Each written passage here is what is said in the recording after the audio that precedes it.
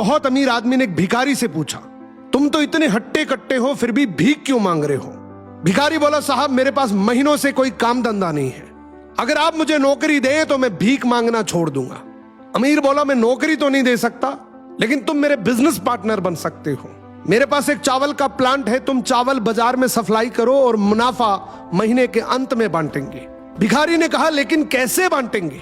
क्या मैं 20% लूंगा और आप 80%? अमीर बोला, मुझे सिर्फ 10% चाहिए, बाकी 90% तुम्हारा होगा, ताकि तुम जल्दी तरक्की कर सको। भिखारी ने जोरों से काम शुरू कर दिया। उम्दा चावल और सस्ते दामों से उसकी बिक्री बहुत बढ़ गई और उसे खूब मुनाफा हुआ। लेकिन जब मुनाफा बांटने का समय आया तो भिखारी ने सोचा, सारी मेहनत तो मैंने की है, तो अब अमीर आदमी को 10% क्यों दूं?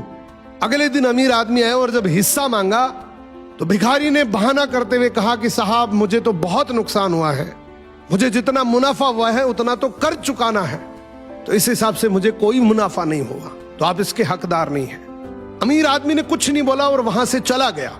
भिखारी बड़ा खुश हुआ, सोचा सारा प्रॉफिट मेरा हो गया। अब भिखारी उन पैसे से रोज मौज करे।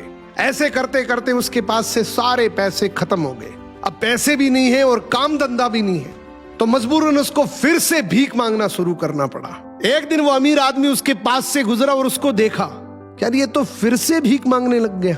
अमीर आदमी ने एक बहुत अच्छी बात बोली कि इस दुनिया में गरीब और अमीर आदमी जो होता है ना, उसमें सबसे बड़ा डिफरेंस होता है उसकी सोच का।